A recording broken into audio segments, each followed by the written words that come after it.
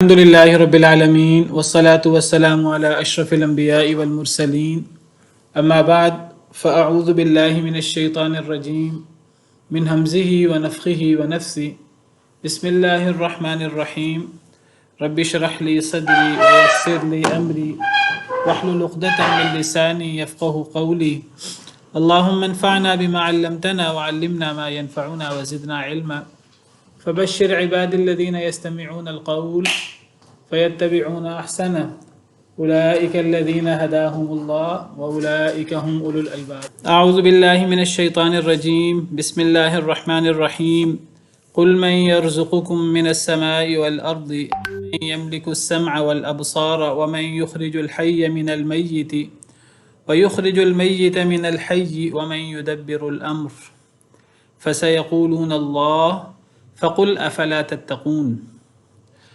قل کہہ دیجئے اے اللہ کے رسول صلی اللہ علیہ وسلم، ان مشرکین سے آپ کہہ دیجئے، ان کے سامنے اعلان کریں، من یرزقکم، کون ہے جو رزق دے تمہیں، من السماء والارض، بلندی سے، آسمان سے، والارض اور زمین سے۔ آسمان سے رزق دینے سے مراد بارش برسانا، اس بارش کے ذریعے فصلیں، باغات پیدا ہوتے ہیں۔ والارض اور زمین سے، زمین سے رزق دینے سے مراد زمین جو فصل اگاتی ہے، زمین سے جو باغات اگتے ہیں، انسان بھی کھاتے ہیں، جانور بھی کھاتے ہیں۔ کون ہے جو رزق دے تمہیں آسمان سے اور زمین سے؟ امن یملک السمع والابصار، یا کون ہے جو اختیار رکھتا ہے، جو مالک ہے السمع والابصار، سننے کا، کانوں کا اور آنکھوں کا۔ آنکھوں اور کانوں پر کون اختیار رکھتا ہے؟ یعنی مخلوق کے کانوں پر، مخلوق کی آنکھوں پر، مخلوق کو سننے کی اور دیکھنے کی طاقت، اختیار کس نے دیا ہے؟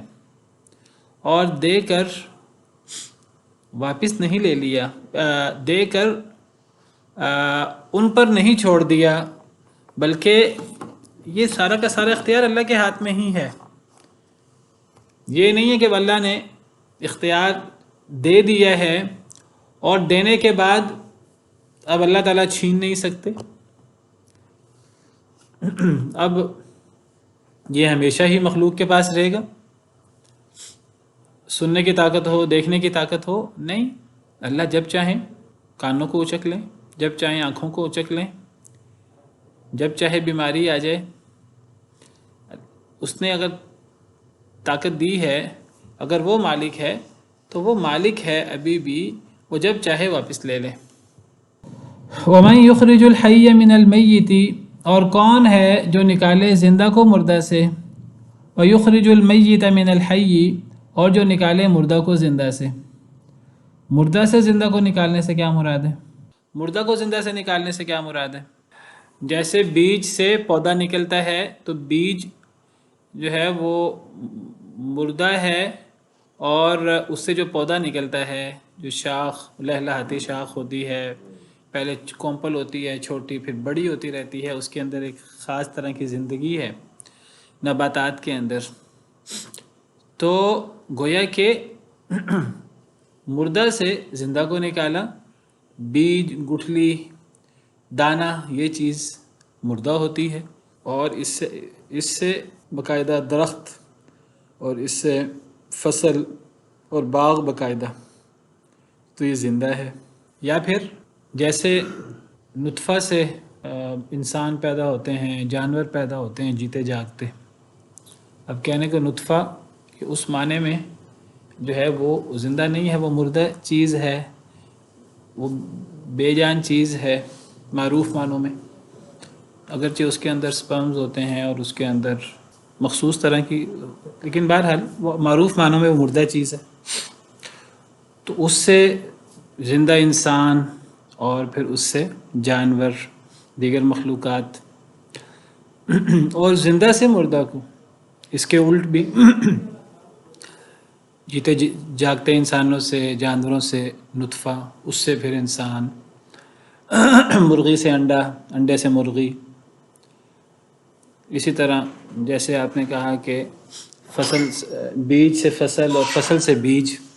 ایک تو یہ معنی ہے زندہ کو مردہ سے نکالنا اور مردہ کو زندہ سے نکالنا. ایبسولوٹ معنوں میں بھی دیکھا جائے تو جو نطفہ بھی بنتا ہے وہ بے جان چیزوں سے بنتا ہے، اور بیج جو ہے وہ بے جان سے، اگر اس کو زندہ تصور کر بھی لیا جائے جی تو بے جان چیز سے اگر اس میں بھی ٹھیک. نہیں، ویسے بھی یہ جو ہم کہتے ہیں جو نطفہ وہ بے جان نہیں ہے، جاندار ہے. اس کے اندر وہ حیوانات ہوتے ہیں بہت سارے، کروڑوں کی تعداد میں.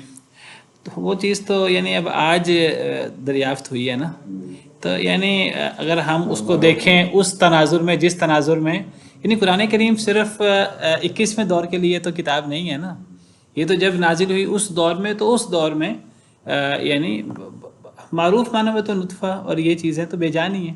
ورنہ تو آپ کہیں گے تو پھر انڈا بھی جاندار ہے. پھر انڈے کے اندر بھی جو ہے وہ چوزا نکلتا ہے.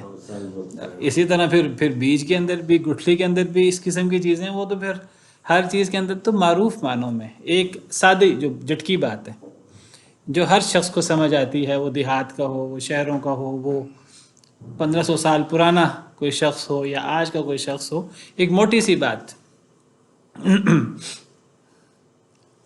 اسی طرح ایک تو یہ معنی ہے، اس کی ہم کئی صورتیں بیان کر سکتے ہیں. جیسے میں نے کہا نطفہ سے انسان اور جانور، جانور سے نطفہ، اور گٹھلی اور بیج اور دانہ سے فصل، اور باغ سے پھل سے اور سبزی سے پھر دانہ اور گٹھلی وغیرہ، اور انڈے سے مرغی، مرغی سے انڈا وغیرہ. بعض مفسرین نے یہ تفسیر کی ہے کہ اللہ کے منکر لوگوں کے ہاں، کافروں کے ہاں مسلمان پیدا ہو جائیں، مسلمانوں کے ہاں کافر پیدا ہو جائیں. کیونکہ کافر جو ہے یہ مردہ ہے، جو اللہ پر ایمان نہیں لاتا، جو اللہ کو یاد نہیں کرتا، جو قرآن نہیں پڑھتا، یہ چیزیں تو وہ مردہ ہے. جو اللہ اور رسول کے احکامات کو مانتا نہیں ہے، ان کو پڑھتا نہیں ہے، ان پر ایمان نہیں لاتا، تو وہ ایسے جیسے کہ وہ اللہ نے اسے کان، آنکھیں، دل دیا ہے، صلاحیتیں دی ہیں، اللہ نے اسے زندگی دی ہے، عقل دی ہے، وہ ان چیزوں سے فائدہ نہیں اٹھا رہا، تو گویا کہ وہ یہ چیزیں اس کے پاس نہیں ہیں. اللہ نے اسے زندگی دی ہے، زندگی تو اللہ نے دی کہ وہ اللہ کو پہچانے اور اپنے مقصد زندگی کو پہچانے اور اپنے رب کو راضی کرے. اگر وہ یہ کام نہیں کرتا تو وہ زندہ کہاں ہے؟ وہ تو پھر وہ ظاہری طور پہ چل پھر رہا ہے، لیکن وہ مردوں سے بدتر. جیسے اللہ تعالیٰ کفار کے بارے میں فرماتے ہیں کہ یہ جانوروں کی طرح ہیں، جانوروں سے بھی بدتر ہیں. تو وہ جانور ہیں ایک معنی کے مطابق، جس طرح جانور نہیں سمجھ بوجھ پاتے، جانور سے بھی آگے بڑھ کر بے جان ہیں، مردہ ہیں، جان ہی نہیں ہے ان کے اندر. تو مردہ سے زندہ کو، یعنی کافر سے مسلمان اور مسلمان سے کافر، یعنی اللہ کی یہ بہت بڑی قدرت ہے. یہ نہیں کہ مسلمانوں کے گھر مسلمان ہیں، کفار کے گھر کفار ہیں، مسلمانوں کے گھر کافر پیدا ہو گئے اور کافروں کے گھر مسلمان پیدا ہو گئے. عام مسلمان اور عام کافر نہیں. یعنی آپ یہ سمجھیے کہ ولیوں کے گھر شیطان پیدا ہو جاتے ہیں اور شیطانوں کے گھر ولی پیدا ہو جاتے ہیں. اب آزر کو دیکھ لیجئے، حضرت ابراہیم کا باپ، کفر کا، شرک کا امام ہے، سرخیل ہے. اس کے گھر اللہ نے کس کو پیدا کیا؟ سیدنا ابراہیم علیہ السلام. دوسری طرف سیدنا نوح علیہ السلام کو دیکھ لیجئے. سیدنا نوح علیہ السلام یعنی پہلے رسول، نہایت برگزیدہ نبی اور رسول، ان کا بہت بڑا مقام ہے. ان کے گھر کافر بیٹا پیدا ہوا جو مرتے دم تک کافر ہی رہا، کشتی میں بھی سوار نہیں ہوا. تو زندہ کے گھر مردہ، مردہ کے گھر زندہ، اور زندہ کے گھر مردہ. وَمَن يُدَبِّرُ الْأَمْرَ، اور کون تدبیر کرتا ہے معاملات کی؟ زمین و آسمان کو صرف پیدا نہیں کیا، زمین و آسمان کو پیدا کرنے کے بعد پھر ان میں تدبیر کرنا اور اس میں ایک ایک چیز کا خیال رکھنا، دن اور رات کی پیدائش، پھر دن اور رات کا حساب، منٹوں کا، سیکنڈوں کا، سورج چاند کے نکلنے کا، غروب ہونے کا، طلوع ہونے کا، ایک ایک منٹ ایک ایک سیکنڈ کا حساب، سورج گرہن لگتا ہے، چاند گرہن لگتا ہے، اور سورج اور چاند کو دیکھ کر لوگ اپنے وقت، اپنے اوقات، اپنے سالوں کا، اپنے مہینوں کا، اپنے دنوں کا، اپنے وعدوں کا حساب رکھتے ہیں۔ کیسا اللہ نے سسٹم بنایا ہے، کیسی تدبیر کی ہے، یہ ساری تدبیر کس نے کی ہے؟ تو اللہ تعالیٰ سوال کرتے ہیں کہ اے نبی صلی اللہ علیہ وسلم، آپ ذرا مشرکین سے سوال کریں، مشرکین سے پوچھیں کہ یہ سارے کام کون کرتا ہے؟ کون ہے جو آسمان و زمین سے تمہیں رزق دے؟ کون ہے جو کانوں اور آنکھوں کا مالک ہے اور ان پر طاقت رکھتا ہے؟ اور کون ہے جو مردہ سے زندہ کو نکالے اور زندہ سے مردہ کو نکالے؟ اور کون ہے جو کاموں کی تدبیر کرے؟ ہر قسم کے کاموں کی تدبیر۔ یہ اتنا بدیہی جواب ہے اس کا، مسلمان تو مسلمان، کافر بھی بیک زبان اس کا جواب دیتے ہیں کہ جی اللہ، فَسَيَقُولُونَ اللہ، اللہ فرماتے ہیں کہ بیک زبان سب پکار اٹھیں گے۔ پس عنقریب وہ کیا اٹھیں گے؟ وہ مشرکین جن سے سوال ہو رہا ہے، جن کو غور و فکر کی دعوت دی جا رہی ہے، سب پکار اٹھیں گے اللہ اللہ اللہ۔ اللہ کے علاوہ کون ہو سکتا ہے؟ کوئی نہیں ہو سکتا۔ اچھا، تدبیر بھی اللہ تعالیٰ کرتے ہیں؟ تدبیر یہ کوئی انسان نہیں کرتے؟ دنیا کی بہت سی چیزوں کا نظام انسان چلا رہے ہیں، بہت سی چیزوں کا نظام فرشتے چلا رہے ہیں، کہیں کوئی اللہ کی مخلوق کوئی سسٹم چلا رہی ہے۔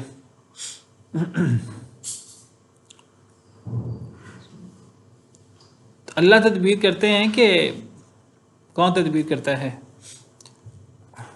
اللہ کی تدبیر کے تحت ہی تھا۔ ہر چیز اللہ کی تدبیر کے تحت ہے۔ یعنی اگر دیکھیے، اللہ نے اسلام کو غلبہ دینا ہے، اللہ غلبہ دیتے ہیں، حق کو اللہ غالب کرتے ہیں اور باطل کو اللہ مٹاتے ہیں۔ اب کہنے کا تو آپ کہیں گے کہ نہیں، وہ تو حق کو غالب کرنے کے لیے، مسلمانوں کو کافروں پر غالب آنے کے لیے، فتح یاب ہونے کے لیے تو گھروں سے نکلنا پڑتا ہے، محنت کرنی پڑتی ہے، اسباب اختیار کرنے پڑتے ہیں، اور اللہ تعالیٰ انسانوں سے کام لیتے ہیں۔ بہت سارے کام اللہ تعالیٰ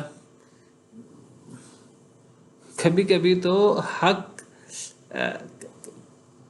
کا تعاون کفار کر رہے ہوتے ہیں، کبھی کبھی اللہ تعالیٰ دین کے غلبے کا کام فاسق و فاجر شخص سے لے لیتے ہیں۔ ان اللہ لا یؤید ھذا الدین بالرجل الفاجر او کما قال علیہ الصلاۃ والسلام۔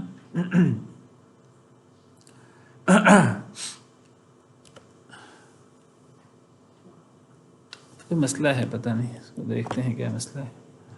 تو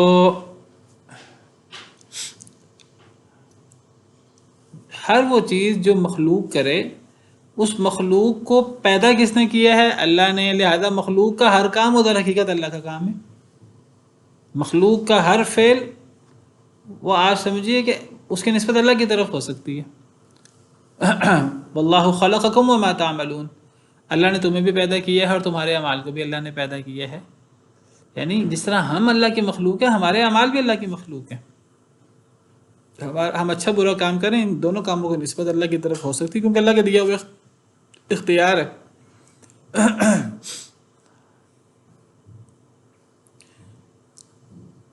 تو اس کائنات کہنے کو فرشتے تدبیر کرتے ہیں۔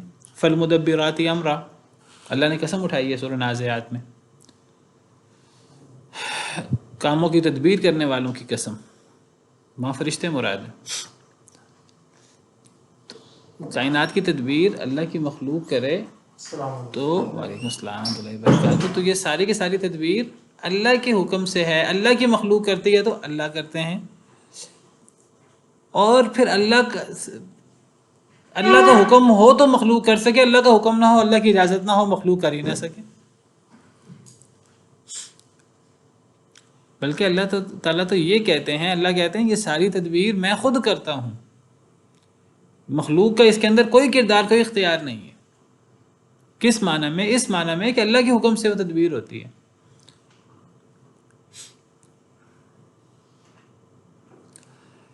سورہ حامیم سجدہ میں اللہ فرماتے ہیں یدبر الامر من السماء الى الارض، آسمان سے لے کر ایک حکم اللہ تعالیٰ چاہتے ہیں کہ جی ایک کام ہو، اللہ فرماتے ہیں آسمان سے لے کر زمین تک اس کی تدبیر کون کرتا ہے؟ اللہ رب العالمین۔ سراسر یہ سارا کا سارا کام اللہ کا ہوتا ہے۔ بہت بڑا مغالطہ ہے جو مخلوق کو ہو جاتا ہے، انسان کو ہو جاتا ہے۔ ایک بندہ جو ہے وہ بعض دفعہ کوئی فیکٹری کھول لیتا ہے، کوئی کاروبار شروع کرتا ہے، وہ سمجھتا ہے جی میں کھلا رہا ہوں لوگوں کو۔ ماں باپ سمجھتے ہیں جی ہم اپنی اولاد کو کھلا رہے ہیں، انسان سمجھتا ہے کہ میں اپنے آپ کو اور اپنے اہل و عیال کو۔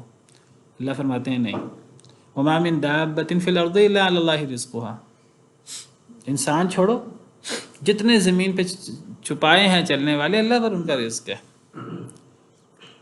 وَكَأَيٍّ مِّن دَابَّةٍ لَا تَحْمِلُ رِزْقَهَا، کتنے جانور ہیں اپنا رزق اٹھائے نہیں پھرتے۔ اللہ يَرْزُقُهَا وَإِيَّاكُمْ، انہیں بھی اللہ رزق دیتا ہے اور تمہیں بھی ہے انسانوں، تمہیں مغالطہ نہ ہو کہ تم خود کماتے ہو اپنی صلاحیتوں سے، اپنی اللہ کی دی ہوئی نعمتوں سے۔ بہت بڑا مغالطہ ہے جو بندہ سمجھتا ہے کہ کام میں کرتا ہوں، تو یہی انانیت ہے، یہی شیطان کو دھوکا ہوا۔ انا خیر من، میں بہتر ہوں انسان سے۔ بھی پیدا تو اللہ نے کیا تھا، وہ سمجھنے لگا میرے اندر کوئی سرخاب کے پر لگے۔ اسی طرح انسان سمجھنا شروع کر دیجیے میں اشرف المخلوقات ہوں، میرے سامنے دوسرے انسان، حقیر انسان یا جانور یا کیڑے مکوڑے کیا حیثیت رکھتے ہیں، میں جو چاہوں کروں، چاہوں تو پاؤں سے مسل دوں۔ نہیں، انسان کو اختیار نہیں ہے۔ ہاں اگر اللہ نے کوئی فضیلت دی ہے تو وہ اللہ نے دی ہے، اب انسان کا کام ہے انسان اس فضیلت کا پاس رکھے۔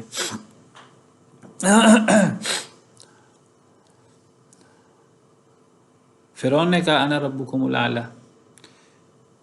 قارون نے کہا انما اوتیتہ علی علم عندی، یہ ساری چیزیں میری صلاحیت سے، میرے علم سے، یہ میں نے اپنے زور بازو سے حاصل کیا۔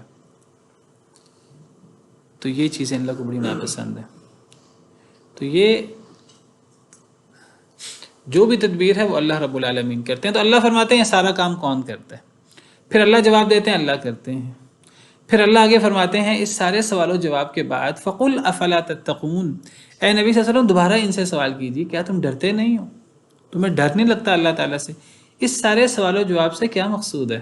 یعنی اللہ تعالیٰ سوال کر رہے ہیں کہ زمین و آسمان سے تمہیں رزق کون دیتا ہے؟ سماعت کا، بصارت کا، کانوں کا، آنکھوں کا مالک کون ہے؟ زندہ کو مردہ سے نکالنا، مردہ کو زندہ سے نکالنا، تدبیر کرنا سارے کاموں کی، یہ کون کرتا ہے؟ اللہ سوال کرتے ہیں، پھر اللہ خود ہی جواب دیتے ہیں اللہ تعالیٰ۔ پھر اللہ تعالیٰ آگے تعجب کرتے ہوئے کہتے ہیں اے نبی صلی اللہ علیہ وسلم آپ ذرا ان سے کہیں کہ تمہیں ڈر نہیں لگتا؟ کیا مراد ہے اس سارے سوال و جواب سے؟ کیا سمجھانا مقصود ہے؟ کیسے؟ ہاں کون یقین نہیں رکھتے تھے؟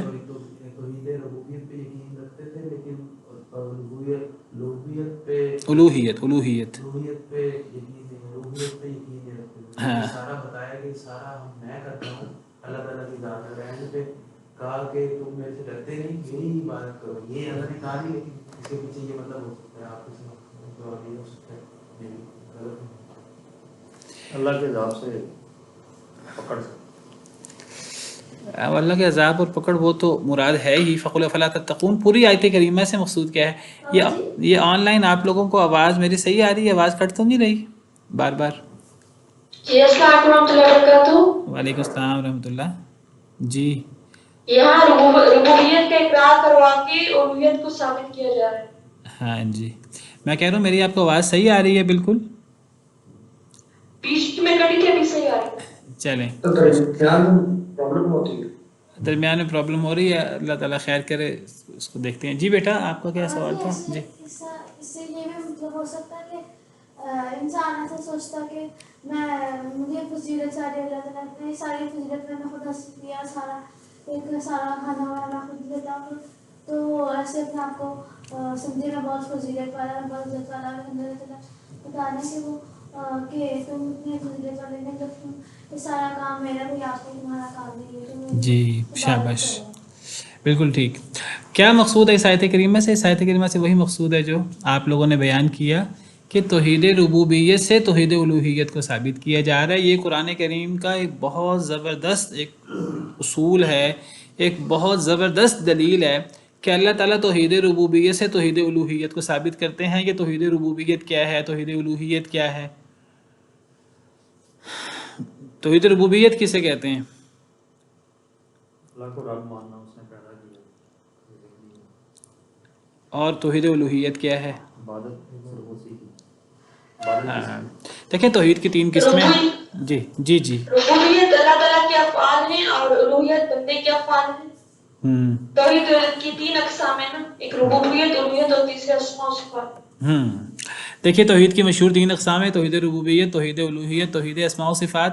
اگر ان 3 اقسام میں سے بھی بڑی اقسام نے تو وہ 2 ہیں۔ وہ اسماء و صفات بھی بعض چیزیں اس کی ربوبیت میں آ جاتی ہیں، بعض الوہیت میں آ جاتی ہیں، تفصیل میں جائیں تو 3 ہو جاتی ہیں۔ تو 2 بڑی اقسام ہیں، ایک توحید ربوبیت، ایک توحید الوہیت۔ ربوبیت رب سے ہے، الوہیت الہ سے ہے۔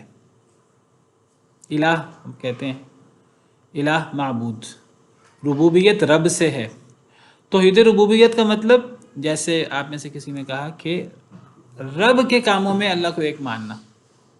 عربی میں اس کی تعریف یہ کی جاتی ہے تو توحید اللہ تعالی بافعالہ، اللہ کو اللہ کے افعال میں، ان افعال میں جو اللہ والے افعال ہیں، ان افعال میں اللہ کو ایک ماننا۔ اللہ کے افعال کیا ہو سکتے ہیں؟ خالق کے بطور خالق، بطور رب اللہ کے افعال کیا ہو سکتے ہیں؟ کہ جی تخلیق، بڑے بڑے کام، ورنہ تو ہر چیز اللہ رب العالمین کرتے ہیں۔ بڑے بڑے کام کیا ہیں؟ تخلیق، رزق دینا، تدبیر کرنا معاملات کی، مدد کرنا، ہر قسم کا انعام کرنا، ہر قسم کی، تو یہ ساری چیزیں جو ہیں نا، یہ توحید ربوبیت ہے۔ یہ رب کے کام ہے، یہ انڈرسٹوڈ ہے، یہ کام رب کے کام ہے۔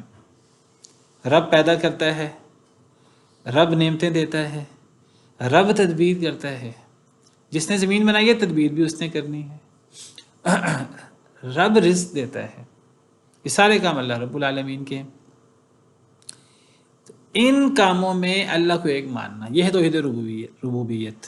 توحید اللہ تعالی بافعالہ، یہ توحید ربوبیت، توحید الوہیت کا فلسفہ سمجھنا بہت ضروری ہے توحید کو سمجھنے کے لیے۔ اللہ نے قرآن کریم میں، دیکھیے قرآن کریم، ہم مسلمان ہیں، ہم مسلمان اندھا بلائنڈ فیتھ رکھتے ہیں قرآن کریم کے بارے میں۔ ہم قرآن کریم کو، قرآن کریم کے دلائل کو آنکھیں بند کر کے ہم کہتے ہیں قرآن میں آ گیا بس ٹھیک ہے۔ لیکن دیکھیے قرآن کریم صرف مسلمانوں کے لیے ہدایت نہیں ہے، کفار کے لیے ہدایت ہے۔ یہ صرف یہ نہیں کہ قرآن کہتا آنکھیں بند کر کے بس مان لو، قرآن غور کرنے کی دعوت دیتا ہے، ان لوگوں کو بھی دیتا ہے جو قرآن پر ایمان نہیں رکھتے۔ قرآن ان کو لاجیکل انداز میں، ان کو عقلی انداز سے قرآن کریم عقلی دلائل دیتا ہے، ایسے دلائل دیتا ہے کہ اگر کوئی بندہ باقاعدہ غور کرے اور وہ بغاوت سے اور وہ ہٹ درمی سے کام نہ لے تو اس کو ماننا پڑتا ہے۔ قرآن کے دلائل اتنے قوی ہیں، اتنے مضبوط ہیں عقلی دلائل۔ یہ جو توحید اور شرک کا مسئلہ ہے، یہ اللہ تعالیٰ نے توحید ربوبیت، توحید الوہیت کے ذریعے سمجھایا ہے، تو ان کو تھوڑا سا سمجھنا ضروری ہے۔ تو توحید ربوبیت کیا ہے؟ کہ رب کے کاموں میں اللہ کو ایک ماننا۔ مسلمان تو توحید ربوبیت کے قائل ہیں کہ رب اور رب کے کاموں میں اللہ ایک ہے، یعنی رب ہونے میں اللہ اکیلا ہے، تخلیق میں اللہ اکیلا ہے، انعام کرنے میں اللہ اکیلا ہے، رزق دینے میں اللہ اکیلا ہے، تدبیر کرنے میں اللہ اکیلا ہے، رب کے کاموں میں اللہ اکیلا ہے۔ مسلمان اس بات کو مانتے ہیں، اور توحید ربوبیت میں اللہ کے اکیلے ہونے کو صرف مسلمان نہیں مانتے، اکثر کافر بھی مانتے ہیں، اکثر مشرک مانتے ہیں۔ اس کائنات کے اکثر لوگ توحید ربوبیت کے قائل ہیں، یہود بھی توحید ربوبیت کے قائل ہیں، عیسائی بھی توحید ربوبیت کے قائل ہیں، مشرکین مکہ بھی توحید ربوبیت کے قائل تھے، اکثر مشرکین توحید ربوبیت کے قائل ہیں، ہندو تک توحید ربوبیت کے قائل ہیں، بلکہ میں کہوں کہ مجوسی جو دو الہوں کے قائل ہیں وہ بھی توحید ربوبیت کے قائل ہیں، وہ بھی ایک کو بڑا مانتے ہیں، خیر کے رب کو، خیر کے خدا کو، ان کے نزدیک خیر کا خدا ہے، ایک شر کا خدا ہے، خیر کا خدا ان کے نزدیک بڑا ہے، اصل وہ ہے۔ جو لوگ اللہ کے علاوہ اور لوگوں کو بھی ان کی بھی عبادت کرتے ہیں وہ بھی توحید ربوبیت کے قائل ہیں، ہندو جو بہت زیادہ معبودوں کے قائل ہیں وہ بھی اصلاً توحید ربوبیت کے قائل ہیں۔ یہ ہے توحید ربوبیت کہ رب کے کاموں میں اللہ کو ایک ماننا۔ ایک ہے توحید الوہیت۔ الوہیت کیا چیز ہے؟ جیسے میں نے کہا الوہیت الہ سے ہے، الہ کہتے ہیں معبود کو، عبادت، عبودیت۔ تو توحید الوہیت کا مطلب ہے کہ توحید ربوبیت کا مطلب ہوا کہ دیکھیں اللہ رب ہے، اللہ خالق ہے، اس نے مخلوق کو پیدا کیا، اللہ انعام کرتا ہے کس پر؟ مخلوق پر انعام کرتا ہے، اللہ تدبیر کرتا ہے یعنی اپنے مخلوق کے معاملات کی تدبیر کرتا ہے۔ خالق اور مخلوق کا معاملہ ہے نا، جو بھی معاملہ ہوگا وہ خالق اور مخلوق کا ہوگا۔ خالق اور مخلوق کے معاملات میں خالق کے کاموں میں اللہ کو ایک ماننا، یہ ہے توحید ربوبیت۔ توحید الوہیت کیا ہے؟ خالق اور مخلوق کے آپس کے تعلق میں جو کام مخلوق نے اللہ کے حوالے سے کرنے ہیں، جو کام مخلوق کو کرنے چاہیے اپنے رب کے حوالے سے، ان کاموں میں اللہ کو ایک ماننا، یہ توحید الوہیت ہے۔ عربی زبان میں اس کی کیا تعریف کی جاتی ہے؟ توحید اللہ تعالی بافعال العباد، اللہ کی توحید بندوں کے کاموں میں۔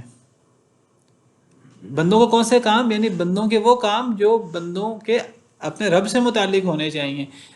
ایک بندے کا اپنے رب سے کیا تعلق ہوتا ہے؟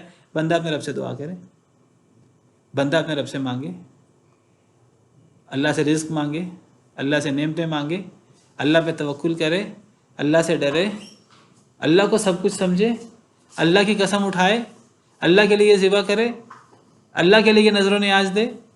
یہ سارے کام بندوں سے متعلق ہیں، یہ سارے کام عبادت ہیں، ان سب کاموں کو عبادت کہتے ہیں۔ عبادت صرف سر جھکانا، صرف نماز پڑھنا نہیں ہے، صرف حج کرنا عبادت نہیں ہے، یہ سارے کام عبادت ہیں۔ یہ سارے وہ کام ہیں جو اللہ اور مخلوق کے آپس کے تعلق میں مخلوق اللہ کے لیے کرتی ہے، اور مخلوق کو ان کاموں میں اللہ کو ایک سمجھنا، یہ ہے توحید الوہیت۔ یہ توحید کی وہ قسم ہے جس میں گڑبڑ ہے، لوگ اس میں شرک کرتے ہیں۔ وہ یہ تو کہیں گے کہ پیدا اللہ نے کیا ہے، یہ نہیں کہتے کہ لات نے پیدا کیا، منات نے پیدا کیا، حبل نے پیدا کیا۔ یا جو لوگ جو ہیں وہ قائل ہیں انبیاء اولیاء کو اللہ کے ساتھ شریک بنا دیتے ہیں، وہ یہ نہیں کہتے یہ انبیاء اولیاء نے پیدا کیے۔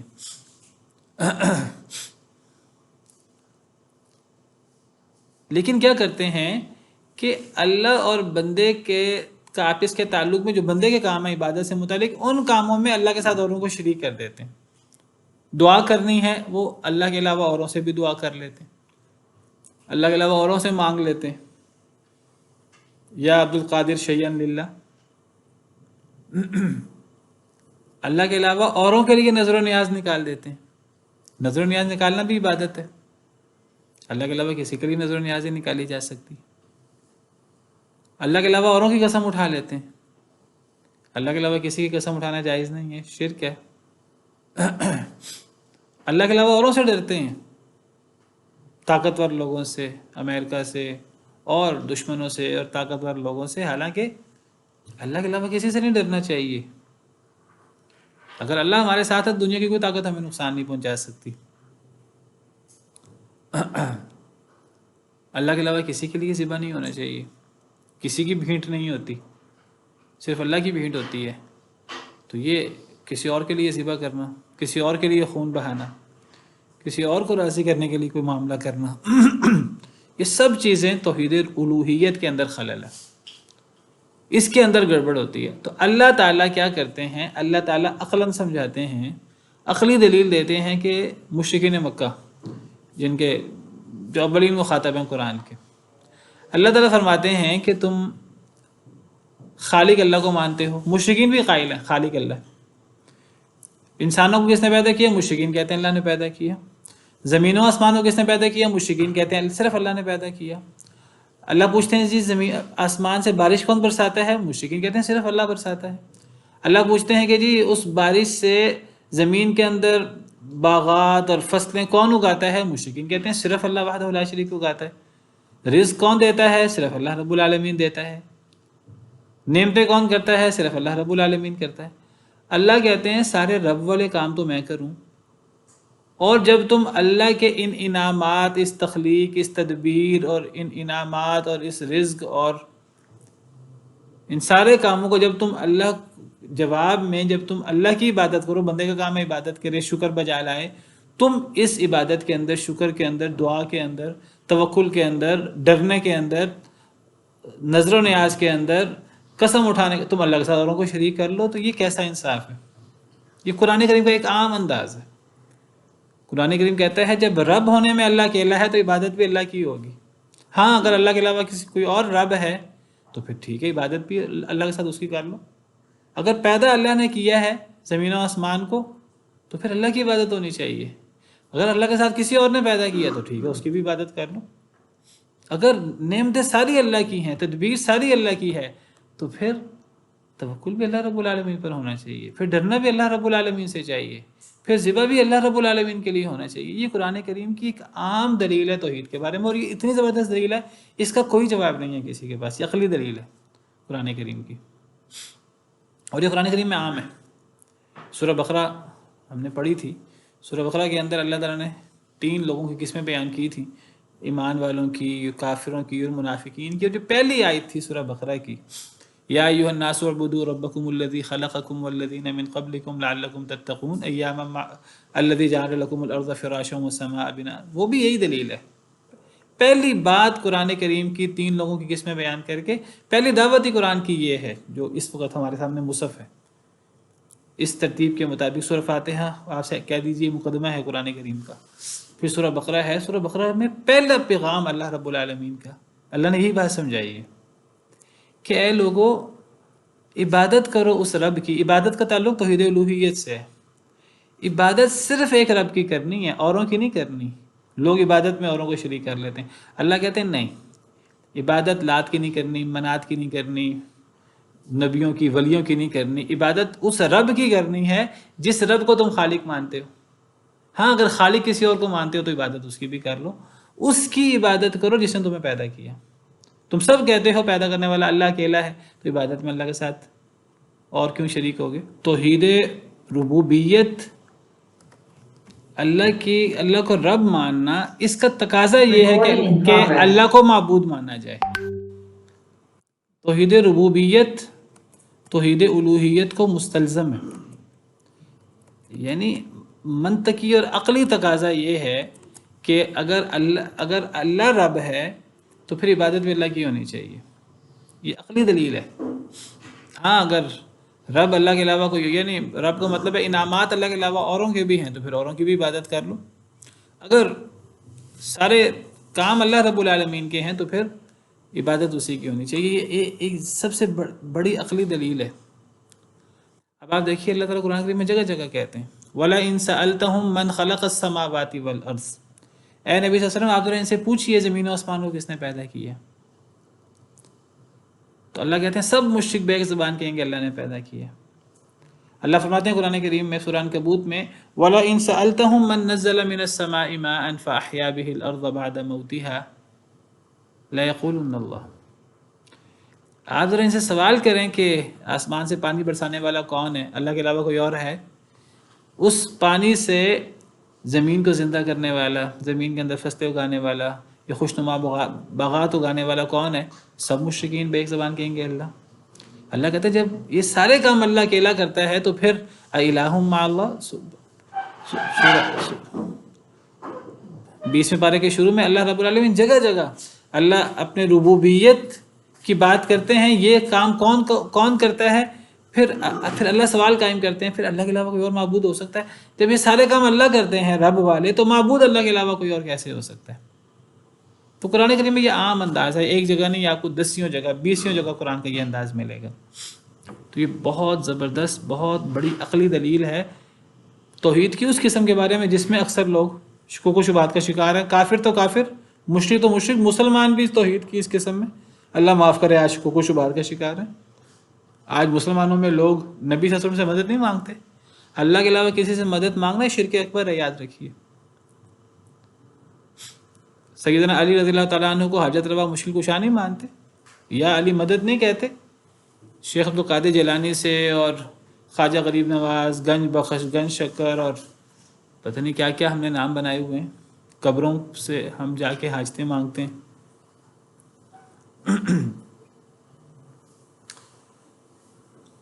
تو اس سب کا جواب جو ہے وہ اس میں موجود ہے۔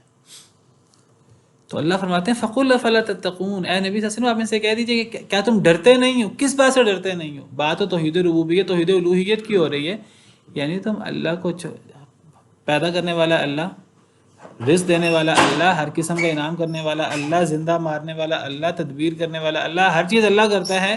تم عبادت میں اللہ کے ساتھ اوروں کو شریک کرتے ہوئے تمہیں ڈر نہیں لگتا کہ اللہ تمہیں اس کی سخت ترین سزا دیں گے؟ تم اللہ کے ساتھ جب شرک کرو گے توحید الوہیت میں، حالانکہ ہر قسم کا انعام تو اللہ اکیلے کا ہے، ہر قسم کے طاقت اختیار تو اللہ اکیلے کا ہے، جنت جہنم اللہ اکیلے کی، اس کا مالک اللہ ہے، کوئی مخلوق جنت جہنم کی اور سزا جزا کی مالک نہیں ہے۔ تو پھر جب تم عبادت میں اللہ کے ساتھ اوروں کو شریک کرتے تو ڈرتے نہیں؟ تمہیں ڈر نہیں لگتا اس سے؟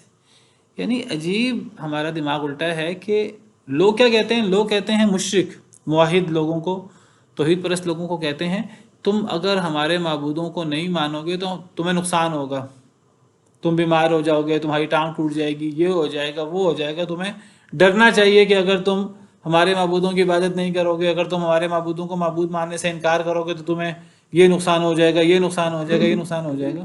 اللہ کہتے ہیں کتنی بے عقلی کی بات ہے، یعنی جو جن میں خدائی اختیارات نہیں ہیں، جو اللہ کے پاس جا چکے ہیں، ان سے تو ہم ڈریں اگر ان کو رب نہ مانیں مشرکین کے بقول، اور وہ اللہ رب العالمین جو سب کچھ کر سکتا ہے اس کے ساتھ شرک کرتے ہوئے توحید الوہیت میں ہمیں کوئی ڈر نہ لگے۔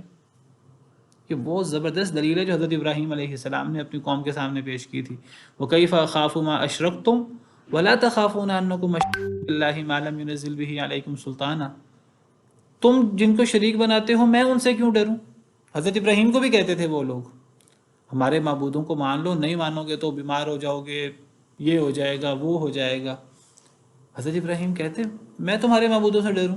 میں تو ان سب کا انکار کرتا ہوں کہ وہ نہیں ہے، اللہ کے نیک بندے ہیں، ٹھیک ہے، اللہ کی مخلوق ہیں، ان کا مقام ہے، ان کو میں رب نہیں مانتا، اور اگر میں ان کو رب نہیں مانتا، ان کے رب ہونے کا انکار کرتا ہوں تو مجھے کوئی ڈر نہیں لگتا کہ وہ مجھے نقصان پہنچا سکتے ہیں، اور وہ واقعی نقصان نہیں پہنچاتے، نہ ان کا دعویٰ ہے، یہ تو مشرکین کا دعویٰ ہے اگر ہمارے معبودوں کو معبود نہیں مانو گے تو تمہیں یہ ہو جائے گا، وہ ہو جائے گا۔ یہ لوگوں نے باتیں بنائی ہوئی ہیں۔ تو میں تمہارے مشرکوں سے میں تمہارے شریکوں سے ڈروں؟ تم اللہ سے نہیں ڈرتے جس اللہ کے ساتھ تم ان لوگوں کو شریک بناتے ہو جس پر اللہ نے کوئی دلیل نہیں اتاری۔ تو مشرک کو ڈرنا چاہیے شرک کرتے ہوئے، نہ کہ موحد کو ڈرنا چاہیے شریکوں سے۔ تو اللہ فرماتے ہیں فَقُلْ أَفَلَا تَتَّقُونَ، اے اللہ کے نبی صلی اللہ علیہ وسلم آپ فرما دیجئے کیا تم ڈرتے نہیں ہو؟ تمہیں ڈرنا ہے، تمہیں بچنا ہے اللہ سے، اللہ کے غضب سے۔ فَذَلِكُمُ اللَّهُ رَبُّكُمُ الْحَقُّ، بس یہ ہے اللہ تمہارا رب جو حق ہے، یہ اللہ حق ہے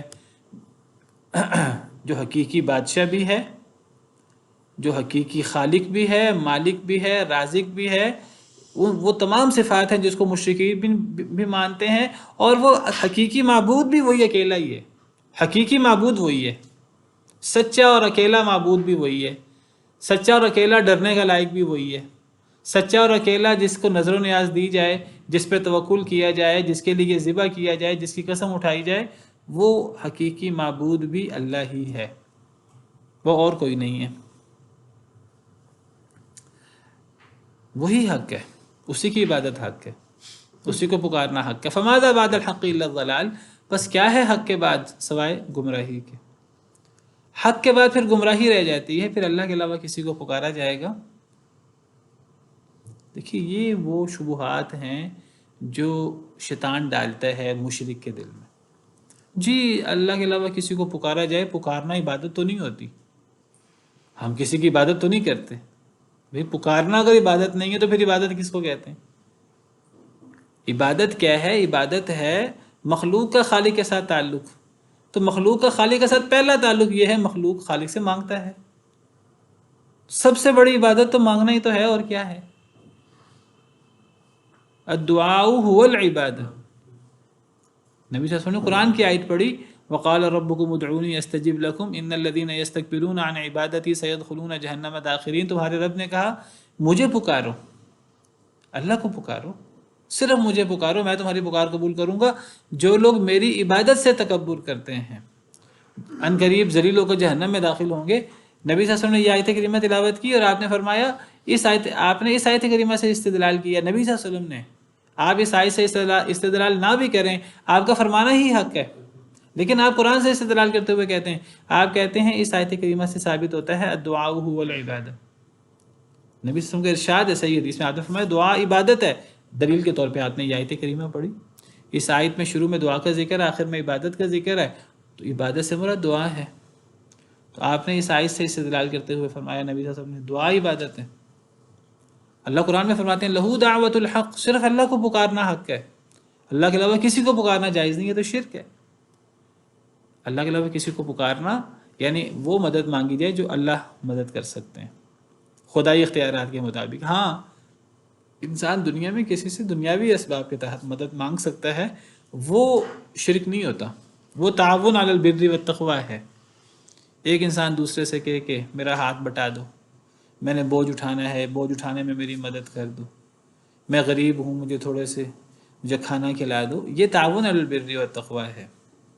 یہ مدد مانگی جا سکتی ہے، ایک بندہ دوسرے سے مانگ سکتا ہے، مریض ڈاکٹر سے کہہ سکتا ہے میرا علاج کر دو، کمزور طاقتور سے کہہ سکتا ہے، لیکن کوئی بندہ کسی سے ایسی مدد مانگے کسی مخلوق سے جو اللہ کا اختیار ہے، کوئی کسی سے اولاد مانگے، کوئی کسی سے جنت جہنم مانگے، کوئی کسی سے جو ہے وہ رزق مانگے، رزق کی وہ صورتیں جو اللہ کے اختیار میں،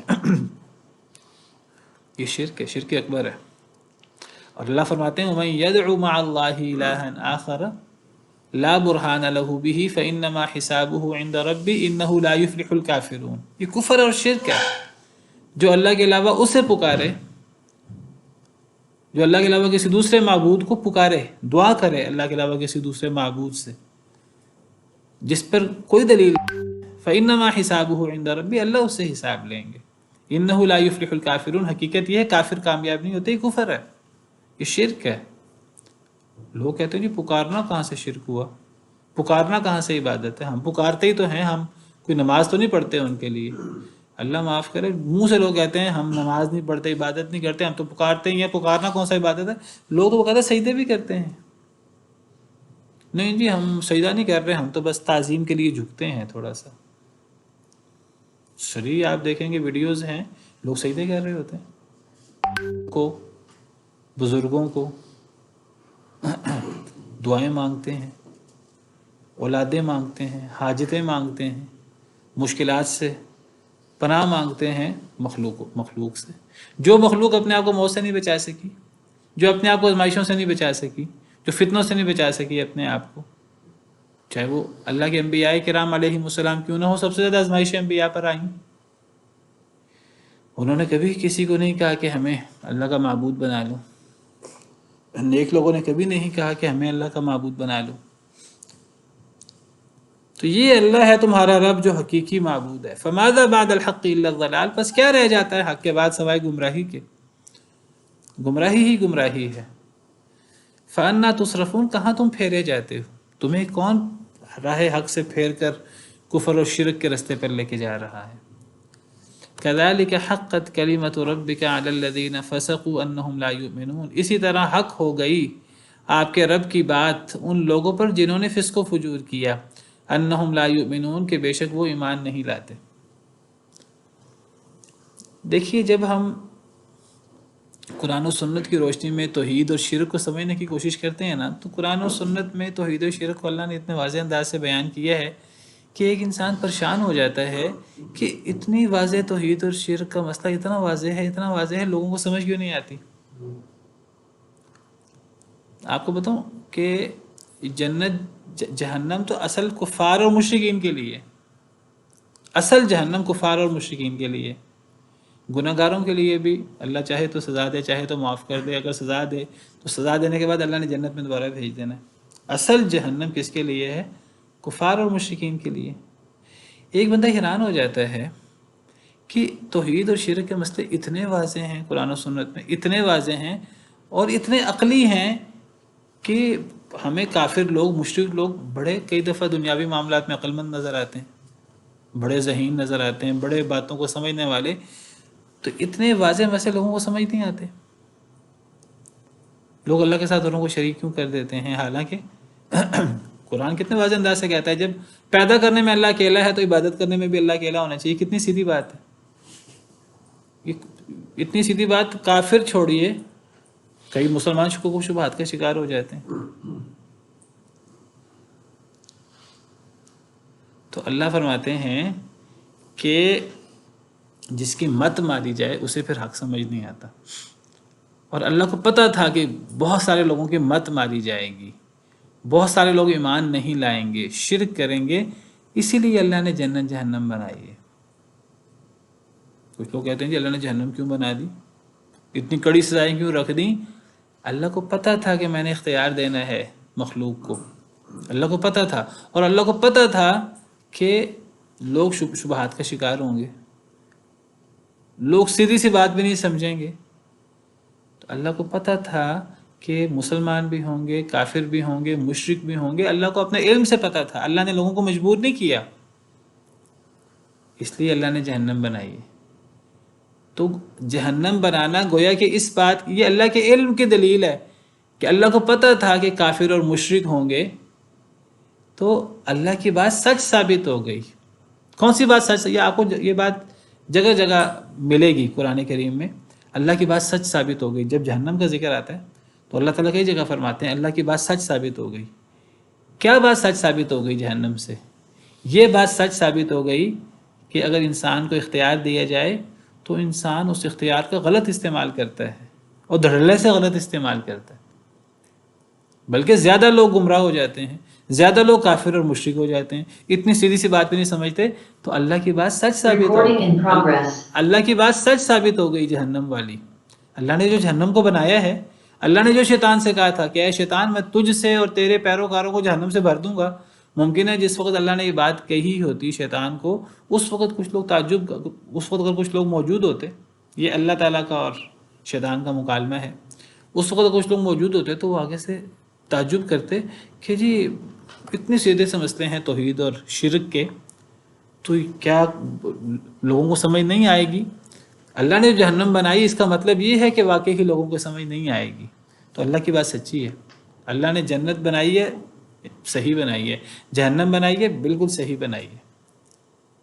اور یہ آج کفر و شرک، اور آپ یہ دیکھ لیں آج، تو یہ اللہ کی بات حق ثابت ہو گئی۔ تو کذالک حقت کلمۃ ربک علی الذین فسقوا، اسی طرح حق ثابت ہو گئی آپ کے رب کی بات۔ کون سی بات؟ کہ جو اللہ نے شیطان سے کہا تھا لَأَمْلَأَنَّ جَهَنَّمَ مِنْكَ وَمِمَّنْ تَبِعَكَ مِنْهُمْ أَجْمَعِينَ، کہ اے شیطان میں جہنم کو تجھ سے بھی بھروں گا اور تیرے سارے پیروکاروں سے بھی جہنم کو بھر دوں گا۔